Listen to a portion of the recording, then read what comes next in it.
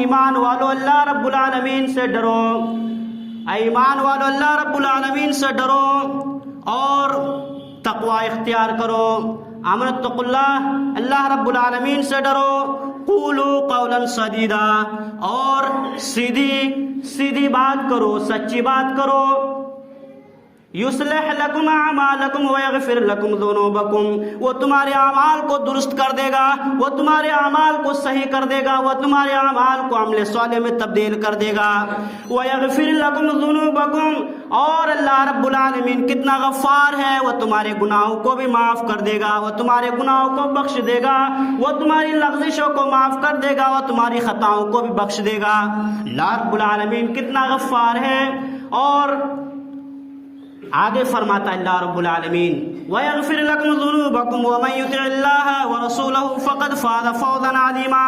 اور جو اللہ رب العالمین کا فرما بردار بندہ ہوگا، نبی کریم صلی اللہ علیہ وسلم کی باتوں پر عمل کرتا ہوگا، نبی کریم صلی اللہ علیہ وسلم نے جتنی بھی باتیں بتائی ہیں ان پر عمل کرتا ہوگا، اللہ رب العالمین نے اس کے لیے خوشخبری کیا سنائی؟ اس کے لیے خوشخبری یہ سنائی کہ ان کا اللہ رب العالمین قیامت کے دن اسے کامیاب کرے گا، اور اس کے لیے بہت بڑی کامیابی ہے۔ حاضرین، اس آیت کریمہ کے اندر اللہ رب العالمین نے سچ بات بتانے والوں کے لیے، سچی بات کہنے والوں کے لیے دو فائدہ بتلایا ہے۔ ایک فائدہ تو یہ ہے کہ اللہ رب العالمین اس کے اعمال کو درست کر دے گا، دوسرا فائدہ یہ ہے کہ اللہ رب العالمین اس کے گناہوں کو بخش دے گا۔ اس لیے ہم اور آپ پر یہ لازم ہے کہ ہم ہمیشہ سچ بولیں، ہم جب بھی کسی سے بات کریں سچی بات کریں، کسی کو دھوکہ دڑی کی بات نہ کریں۔ اور اس کے بعد اللہ رب العالمین دوسری جگہ اللہ رب العالمین ارشاد فرماتا ہے یا ایھا الذین آمنوا اتقوا اللہ کونوا مع الصادقین، اے ایمان والو تم اللہ رب العالمین سے ڈرو اور صادق میں سے ہو جائے، سچے کہنے والوں میں سے ہو جاؤ، سچی بات بتانے والوں میں سے ہو جاؤ۔ اللہ رب العالمین نے قرآن کریم کی یہ آیت اس وقت نازل فرمائی جب صحابہ کرام جنگ تبوک سے واپس آئے، اور ان کا معاملہ کچھ اس طرح ہے کہ جب جنگ تبوک کا واقعہ پیش آیا، تمام کے تمام صحابہ کرام جنگ تبوک میں جانے کی تیاری کرنے لگے۔ اس وقت ایک صحابہ تھا کعب بن مالک، وہ بھی اس وقت تیار تھے۔ کعب بن مالک فرماتے ہیں کہ میں اس وقت مالدار تھا، میرے پاس مال و دولت کی ریل پیل تھی، میں اس وہم میں مبتلا تھا کہ لوگ صحابہ کرام تو جا رہے ہیں اور میرے پاس سواری ہے، اور ایسا الحمدللہ تیز و توار تیز و ترار سواری ہے، جب وہ لوگ نکل جائیں گے میں بعد میں نکلوں گا اور میں ان لوگوں کو جا پکڑ لوں گا، ان لوگوں کے پاس ان کے ساتھ پکڑ لوں گا۔ لیکن اللہ رب العالمین کا کرنا ایسا ہوا کہ جنگ تبوک کے لیے تمام کے تمام صحابہ کرام روانہ ہو گئے۔ جیسے ہی وہ روانہ ہو گئے اور وہ لوگ مقام تبوک پر پہنچ گئے، کعب بن مالک فرماتے ہیں کہ میں نے جب اپنی سواری نکالی اور جانے کے لیے تیار ہوا، پتہ یہ چلا کہ وہ لوگ جنگ تبوک پر پہنچ چکے ہیں۔ تب کعب بن مالک فرماتے ہیں کہ مجھے پچھتاوا کے علاوہ کوئی ہاتھ نہ لگا، میں پچھتاتے رہ گیا کیونکہ میں پیچھے رہنے والوں میں سے ہو گیا، میں جنگ تبوک میں شریک نہیں ہو پایا، میں جنگ تبوک میں آپ صلی اللہ علیہ وسلم کے ساتھ اس غزوہ میں شریک نہیں ہو پایا۔ جب آپ صلی اللہ علیہ وسلم آئیں گے تو میں ان کو کس طرح اپنی منہ دکھاؤں گا، میں ان کے سامنے کیسے اپنے آپ کو پیش کروں گا، اور میرے پاس کوئی بہانہ بھی نہیں کہ میں اب یہ بہانہ بنا لوں گا کہ اللہ کے نبی میرے ساتھ یہ مجبوری تھی، میرے ساتھ یہ معاملہ تھا، میرے ساتھ یہ پریشانی تھی، اس لیے میں جنگ تبوک میں شریک نہیں ہو سکا۔ تو کعب بن مالک فرماتے ہیں کہ جب میں واپس آ گیا تب ہوا یہ کہ جب قافلہ جنگ تبوک سے واپس آنے لگا، میرے کان میں یہ خبر آ چکی تھی کہ قافلہ واپس آنے لگا، میں اپنے ذہن و دماغ میں یہ فیصلہ کرنے لگا، میں اپنے ذہن و دماغ پر زور ڈالنے لگا کہ میں آپ صلی اللہ علیہ وسلم کے سامنے کیا معاملہ پیش کروں گا، میں کیا بہانہ پیش کروں گا کہ اللہ کے نبی میں اس وجہ سے جا نہیں پایا۔ یہ بہانہ کعب بن مالک سوچ رہے ہیں کہ کیسے آپ صلی اللہ علیہ وسلم کے ساتھ سامنے میں اپنے آپ کو کھڑا کروں گا۔ جب آپ صلی اللہ علیہ وسلم جنگ تبوک سے واپس آ رہے تھے اور یہ خبر کعب بن مالک کے کان پر پہنچ چکی تھی، تو اس وقت کعب بن مالک سوچ ہی رہے تھے کہ آپ صلی اللہ علیہ وسلم اپنے پورے قافلہ کے ساتھ جنگ تبوک سے واپس آ گئے، اور واپس آنے کے بعد آپ صلی اللہ علیہ وسلم فجر کی نماز پڑھنے کے بعد دروازے پر بیٹھے ہوئے تھے۔ تمام کے لوگ، گاؤں کے لوگ ایک ایک کر کے آتے اور آپ صلی اللہ علیہ وسلم سے ملاقات کرتے اور سلام کرتے۔ کعب بن مالک بھی آئے، اور اس کے بعد اور بھی صحابہ کرام آئے جو پیچھے رہ گئے تھے، ان میں بہت سارے منافقین بھی تھے جو پیچھے رہ گئے تھے، وہ بھی آئے اور آپ صلی اللہ علیہ وسلم کے اپنے سامنے اپنا معاملہ پیش کیا، اور آپ صلی اللہ علیہ وسلم کو بتایا کہ اللہ کے نبی، میرے ساتھ یہ مجبوری تھی، میرے ساتھ یہ بہانہ تھا، اس لیے میں آپ صلی اللہ علیہ وسلم آپ کے ساتھ جنگ تبوک میں شریک نہیں ہو سکا۔ آپ صلی اللہ علیہ وسلم نے ان لوگوں کے لیے دعائیں کی، ان لوگوں کے لیے مغفرت کی دعائیں کر دی۔ اب معاملہ کعب بن مالک کا تھا۔ کعب بن مالک آپ صلی اللہ علیہ وسلم کے پاس آیا اور انہیں اپنا دکھڑا سنایا کہ اللہ کے نبی، میرے ساتھ کوئی معاملہ نہیں تھا، میرے پاس کوئی بہانہ نہیں ہے کہ میں آپ کے سامنے پیش کروں، میرے پاس کوئی حیلہ نہیں ہے میں آپ کے سامنے پیش کروں، میرا اصل معاملہ یہ ہے کہ میں اس وہم و گمان میں تھا کہ میں پیچھے جا کر بھی آپ لوگ کا ساتھ پکڑ لوں گا، لیکن ایسا ہو نہ سکا۔ جیسے ہی آپ صلی اللہ علیہ وسلم نے کعب بن مالک کی یہ بات سنی تو آپ صلی اللہ علیہ وسلم غصہ گئے اور کہا کہ تمہارا معاملہ اللہ کے سپرد کرتا ہوں، جب تک اللہ رب العالمین کا کوئی فیصلہ نہیں آ جاتا۔ تم لوگوں سے بات چیت کرنا بند کر دو، لوگوں کے ساتھ ملنا جلنا بند کر دو، لوگوں کے ساتھ تمہارا کوئی معاملہ نہیں، جب تک اللہ رب العالمین کے ساتھ اوپر سے کوئی وحی نہیں آ جاتی، کوئی فیصلہ نہیں آ جاتا، تم اسی طرح رہو۔ تب کعب بن مالک کے گھر والے ان سے کہا کہ تم ان منافقین کی طرح تم بھی کوئی بہانہ کر لیتے، تم بھی کوئی حیلہ کر لیتے تاکہ آپ کے لیے بھی آپ صلی اللہ علیہ وسلم دعائیں مغفرت کر دیتے۔ لیکن کعب بن مالک نے کہا کہ نہیں واللہ، اللہ کی قسم، آج اگر میں آپ صلی اللہ علیہ وسلم کے سامنے جھوٹ بول کر پاس ہو جاؤں، لیکن اللہ رب العالمین آپ صلی اللہ علیہ وسلم کو وحی کے ذریعے یہ بات بتا دیتا کہ کعب بن مالک نے جھوٹ بولا۔ جب یہ بات آپ صلی اللہ علیہ وسلم کو پتا چل جاتا تو آپ صلی اللہ علیہ وسلم اور ناراض ہو جاتے اور غصہ ہو جاتے۔ اس سے بہتر یہ ہے کہ میں پہلے آپ صلی اللہ علیہ وسلم کو سچ بات بتا دیا، اب آپ صلی اللہ علیہ وسلم نے جو حکم صادر فرمایا ہے میں اسی پر عمل کروں گا۔ کعب بن مالک واپس گھر آئے۔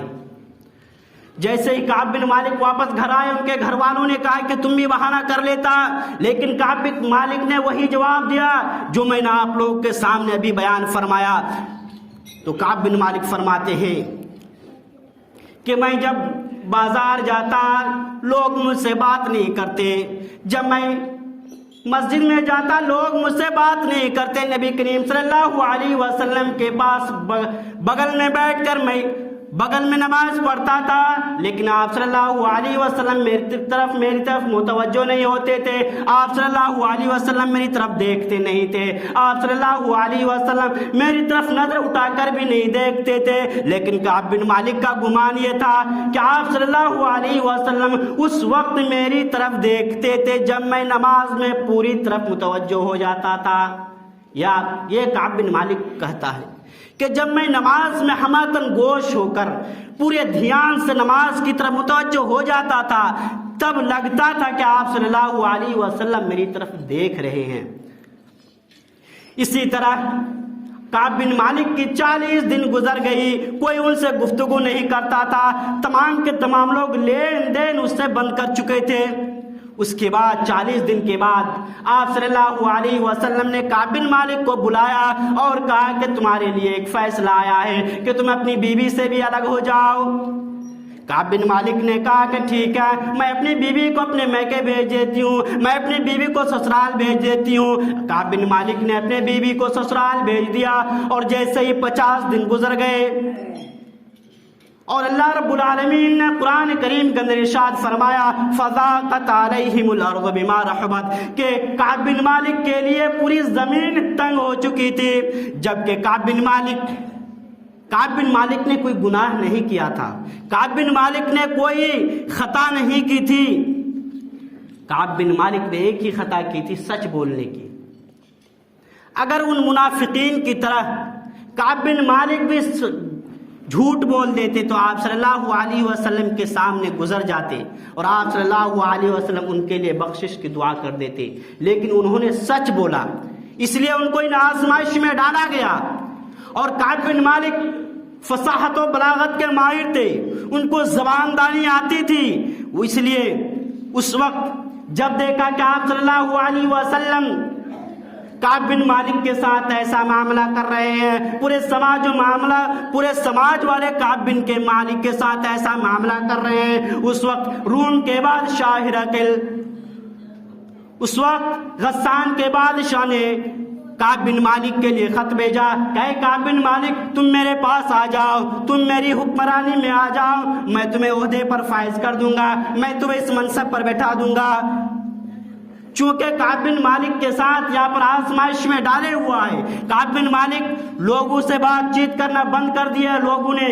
تو اس وقت بادشاہ نے یہ موقع کا فائدہ اٹھاتے ہوئے ان کو یہ خط بھیجا کہ آ جاؤ، تم کو اس جگہ کا گورنر بنا دیں گے، تم کو اس منصب پر فائز کر دیں گے۔ لیکن اس وقت کعب بن مالک اپنے جگر پر ہاتھ رکھ کر یہ فیصلہ کرتا ہے اور اسی وقت غسان کے بادشاہ کا خط پھاڑ کر پھینک دیتا ہے اور کہتا ہے کہ اللہ رب العالمین اس وقت مجھے آزمائش میں ڈالا ہے، اور اللہ رب العالمین کی ذات پر مجھے یقین ہے، پورا بھروسہ ہے کہ اللہ رب العالمین میری توبہ کو قبول فرمائے گا۔ کعب بن مالک کو پورا یقین تھا۔ یہ یقین کہاں سے آیا؟ یہ یقین کعب بن مالک کے اندر کہاں سے آیا میرے بھائیوں، میرے دوستوں؟ یہ یقین اور یہ بھروسہ آیا تو سچ بولنے کی وجہ سے۔ کعب بن مالک سچ بولا تھا، اس لیے اس کے دل کے اندر یہ یقین تھا کہ اللہ رب العالمین میری توبہ کو قبول فرمائے گا۔ جب 50 دن گزر گئی تب کعب بن مالک فرماتے ہیں کہ میں فجر کی نماز پڑھ کر میں اپنے چھت کے اوپر فجر کی نماز پڑھ کر بیٹھے ہوا تھا کہ جبل صلہ جو مدینہ کے قریب ہے وہاں سے آواز آتی ہے یا کعب بن مالک بشر، یا کعب بن مالک بشر، کہ اے کعب بن مالک تم خوش ہو جاؤ، اے کعب بن مالک خوش ہو جاؤ۔ مدینہ کے چاروں طرف سے یہی آواز گونج رہی تھی کہ اے کعب بن مالک تم خوش ہو جاؤ۔ میرے بھائیوں، میرے دوستوں، فجر کی نماز کے بعد کعب بن مالک بیٹھے ہوئے تھے اور اس طرح کی خوشخبری کعب بن مالک کے پاس آ رہی تھی۔ یہ خوشخبری کیا تھی؟ وہ خوشخبری یہ تھی کہ اللہ رب العالمین نے تیری توبہ قبول کر لی، چونکہ اللہ رب العالمین نے تیری توبہ قبول کر لی۔ اب تمہارے حکم کے تمہارے تعلق سے نبی کریم صلی اللہ علیہ وسلم کو بتا دیا کہ جاؤ بتا دو، کعب بن مالک کو بتا دو کہ تمہاری توبہ قبول کر لی گئی ہے، اس لیے تم جا کر خوشخبری سنا دو۔ اور جو آپ صلی اللہ علیہ وسلم جو کعب بن مالک سے دور تھے، کعب بن مالک سے بات چیت نہیں کر رہے تھے، وہ دوڑے دوڑے آئے نبی کریم صلی اللہ علیہ وسلم کعب بن مالک کے پاس آئے اور کعب بن مالک کو کہا کہ کعب بن مالک خوش ہو جاؤ، کعب بن مالک تم خوش ہو جاؤ، آج تمہارے لیے ایک ایسا دن ہے جب تم اپنی ماں کے پیٹ سے پیدا ہوا تھا اس وقت سے لے کر آج تک یہ تمہارے لیے سب سے بڑی خوشخبری کا دن ہے، کیونکہ اللہ رب العالمین نے تیری توبہ قبول کر لیا۔ اس کے بعد جیسے ہی کعب بن مالک کا یہ سننا تھا، کعب بن مالک نے فرمایا کہ اللہ کے نبی، آج میرے پاس جتنی بھی دولت ہے، جتنے بھی مال ہیں، جتنے بھی اموال ہیں، جتنے بھی ساز و سامان، میں ان تمام ساز و سامان کو، میں ان تمام اموال کو اللہ کی راہ میں صدقہ کرتا ہوں۔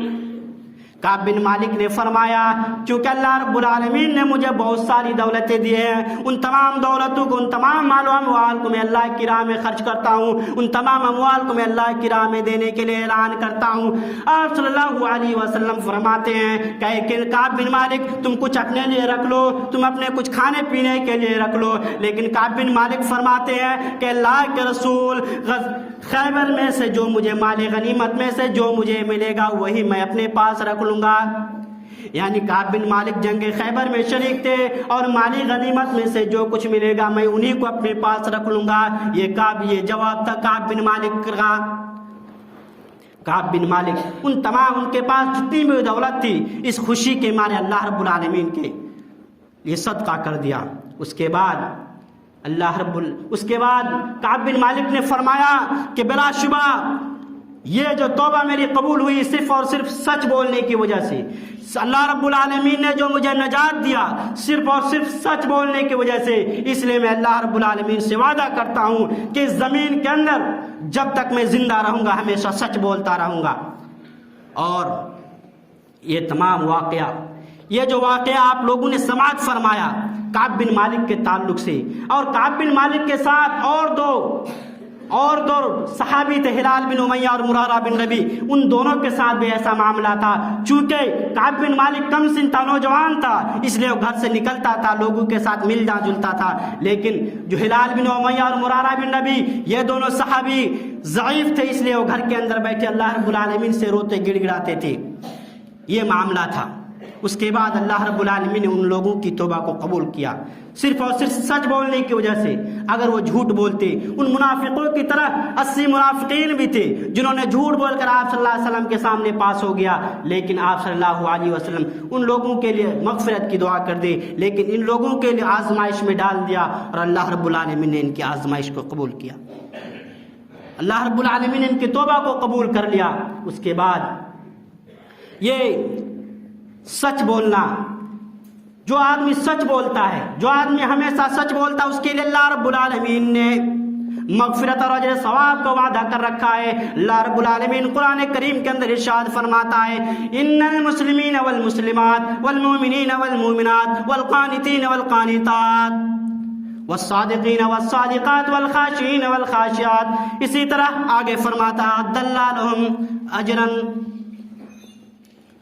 کہ اللہ رب العالمین بلا شبہ مومن مرد اور مومن عورتیں، مسلم مرد اور مسلم عورتیں، سچ بولنے والے مرد اور سچ بولنے والی عورتیں، عجز انکساری کرنے والے مرد اور عجز انکساری کرنے والی عورتیں، صدقہ کرنے والے مرد اور صدقہ کرنے والی عورتیں، ان تمام لوگوں کے لیے اللہ رب العالمین نے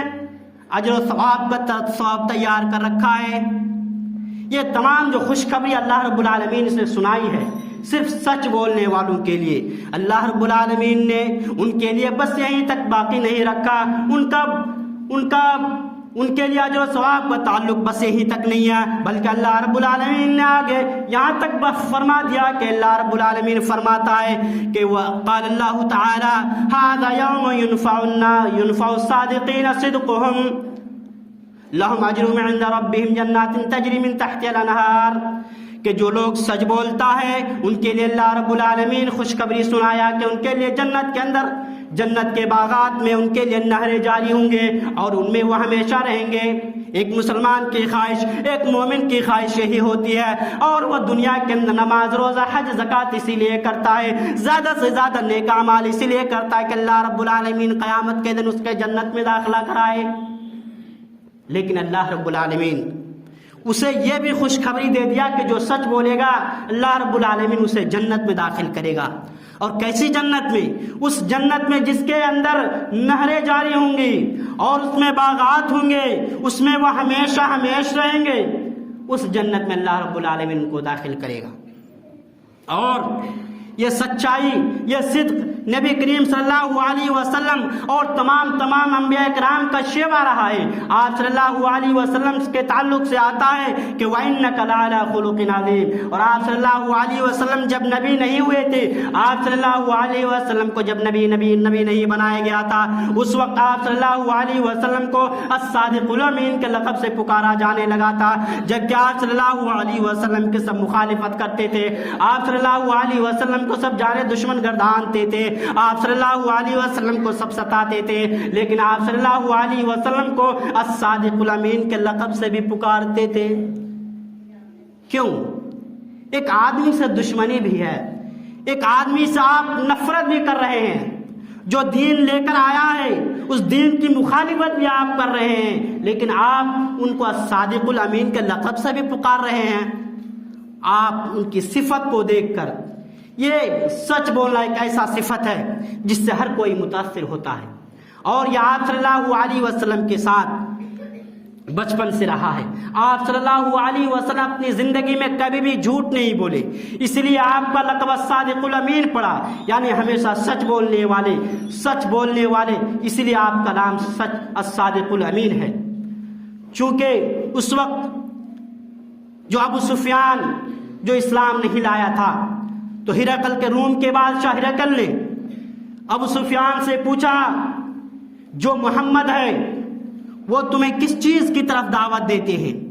تو انہوں نے کہا کہ نبی کریم صلی اللہ علیہ وسلم ہم لوگوں کو اس طرف دعوت دیتے ہیں کہ تم اللہ رب العالمین کی عبادت کرو اور اس کے ساتھ کسی کو شریک مت کرو، اور اپنے آبا و اجداد کے دین کو چھوڑ دو، اور تمہارے آبا و اجداد جو ان چیزوں کو کہتے ہیں ان چیزوں کو تم چھوڑ دو، نماز قائم کرو، زکوٰۃ دو، اور سچ بولو اور صلہ رحمی کرو۔ تب روم کے بادشاہ ہرقل نے کہا یہ تو اچھی بات ہے، تم ان چیزوں کو مانو۔ اس کے بعد انہوں نے کہا، ہرقل کے بادشاہ نے، کہ اگر یہ سچ ہے، اس طرح کی دعوت آپ کے نبی دے رہے ہیں، اس طرح کی دعوت اگر محمد دے رہے ہیں، تو یقیناً یہ محمد آگے چل کر اس ملک کے تخت پر فائز ہوگا۔ یہ بخاری مسلم کی روایت ہے۔ اس کے بعد ادریس علیہ السلام کے بارے میں آتا ہے کہ اللہ رب العالمین نے اسے قرآن کریم کے اندر اس صفت سے ملقب کیا کہ انہ کان صدیقا نبیا، اور یہ صدق، یہ سچائی نیکی کی طرف رہنمائی کرتی ہے۔ نبی کریم صلی اللہ علیہ وسلم کی حدیث ہے کہ علیکم بالصدق فإن الصدق یہدی الی البر وإن البر یہدی الی الجنہ، کہ بلا شبہ تم صدق کو لازم پکڑو، تم سچائی کو لازم پکڑو، ہمیشہ سچ بولو، کبھی جھوٹ مت بولو، جھوٹ سے پرہیز کرو، دھوکہ دھڑی سے پرہیز کرو، غرض سے پرہیز کرو، اور تم نیکی کی طرف اگر تم جھوٹ مت بولو گے، جھوٹ سے بچے رہو گے، سچ بولو گے، تو اللہ رب العالمین تمہیں ہدایت دے گا، اور جب تمہیں ہدایت دے گا اور یہ ہدایت تمہیں بھلائی کی طرف رہنمائی کرے گی، اور یہ بھلائی تمہارے لیے جنت کا راستہ کو ہموار کر دے گا، یہی بھلائی تمہارے لیے جنت کے راستہ کو آسان کر دے گا۔ تو ہم اور آپ کو جنت کے علاوہ کس چیز کی خواہش ہے؟ آج ہم اور آپ اس دنیا کے اندر دن رات اللہ رب العالمین کو یاد کرتے ہیں، اللہ رب العالمین کی بارگاہ میں سجدہ ریز ہوتے ہیں، نبی کریم صلی اللہ علیہ وسلم کے اقوال و افعال کی پیروی کرتے ہیں، ان کے بیان کردہ احکام و فرامین کے مطابق چلنے کی کوشش کرتے ہیں۔ ان تمام کا محصل یہ ہوتا ہے کہ اللہ رب العالمین قیامت کے دن جب ہمیں جزا و سزا ہو اور ہمارے درمیان فیصلہ کیا جائے، تو اس فیصلے کے اندر ہمیں اپنا نام اعمال دائیں ہاتھ میں ملے، اور اللہ رب العالمین ہمیں جنت کا ٹکٹ دے دے۔ انہی تمام خواہشات کو لیے ہوئے ہم اس دنیا کے اندر زندگی بسر کر رہے ہیں، ان تمام خواہشات کو لے کر ہم دنیا کے اندر جی رہے ہیں۔ تو ان میں سے ایک صفت سچ بولنا ہے۔ اگر ہم اور آپ سچ بولیں گے تو اللہ رب العالمین ہمارے لیے جنت کے راستے کو آسان کر دے گا۔ اور جھوٹ کون بولتا ہے؟ جھوٹ منافق شخص بولتا ہے۔ حدیث کے اندر ہے کہ آیت المنافق ثلاث، اذا وعد اخلف واذا اؤتمن خان واذا حدث کذب، کہ جب اسے امانت دی جائے تو وہ خیانت کرے، اور جب وہ بولے تو جھوٹ بولے۔ اور جب وہ وعدہ کرے تو وعدہ خلافی کرے. تو ان میں پتہ یہ چلا کہ منافق جھوٹ بولنا منافق کی علامت ہے، مومن کی علامت کبھی نہیں ہو سکتی. اور آج کل ہمارے معاشرے کے اندر لوگ بات بات پر جھوٹی قسمیں کھاتے ہیں. میں آپ کو بتا دوں کہ اللہ رب العالمین نے بیان فرمایا کہ تم جھوٹی قسم مت کھاؤ، تم ہمیشہ سچی قسم کھاؤ، اور سچی قسم اس بات پر کھاؤ جب تم سچے ہو، اور تم جھوٹ ہو اور اللہ رب العالمین کے نام پر قسم کھا رہے ہو، یہ تمہارے لیے ہرگز جائز نہیں ہے. تم ہمیشہ کوشش یہ کرو کہ جب ہم قسم کھائے سچی قسم کھائے، اور ہم جھوٹی قسم سے حتی الاجتناب دور رہیں. اور ہمارے معاشرے میں جو شخص کاروبار کرتے ہیں، تجارت کرتے ہیں، ان کے لیے یہ ضروری ہے، ان کے لیے یہ حتی الامکان جھوٹ سے بچنا ان کے لیے ضروری ہے. چونکہ نبی کریم صلی اللہ علیہ وسلم نے فرمایا کہ جو شخص تجارت کرتا ہے اور جب ان کے پاس کوئی گراہک آتا ہے ان کے سامنے کھول کر بات کرے، ان کے سامنے ہر چیز کو واضح طور پر بیان کر دے، ان کے سامنے جھوٹ مت بولے. اور وہ گراہک جب تک اس سے جدا نہ ہو جائے، اس گراہک کے پاس اتنی چھمتا ہے کہ وہ مال کو لے یا نہ لے، اس لیے آپ اس کے سامنے جھوٹ مت بولو، آپ ان کے سامنے حق کو واضح کر دو. اگر اس آپ کے مال کے اندر کوئی کمی ہے، اس کمی کو بھی آپ اس کے سامنے بیان کر دے، اس مال کے ساتھ اس طرح کی کمی ہے. یہ نہیں کہ آپ دھوکہ دھڑی کریں، آپ اچھے مال کے ساتھ کچھ برے مال کو بھی ملا لیں اور ان کو ایک ساتھ بیچ دیں. یہ آپ کے لیے ہرگز جائز نہیں ہے.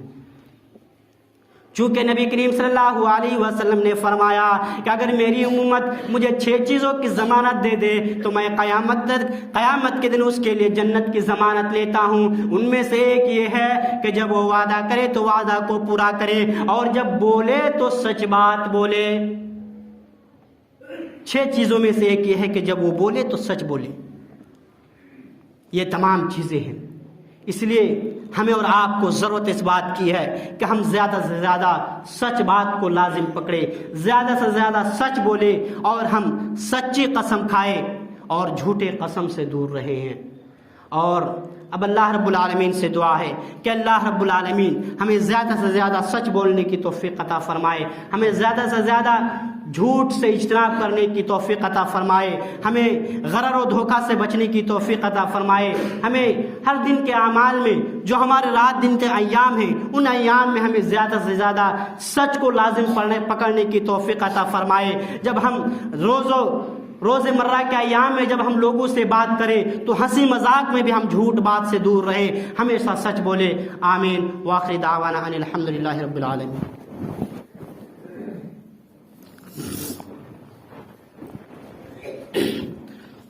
الحمد للہ کفا وسلام علی عبادہ الذین اصطفى. اما بعد اعوذ باللہ من الشیطان الرجیم. بسم اللہ الرحمن الرحیم. قل هو اللہ احد اللہ الصمد لم یلد ولم یولد ولم یکن له کفوا احد. اللہم صلی علی محمد وعلی آل محمد کما صلیت علی ابراہیم وعلی آل ابراہیم انک حمید مجید. ان الصلاة تنہى عن الفحشاء والمنکر ولذکر اللہ اکبر واللہ یعلم ما تصنعون.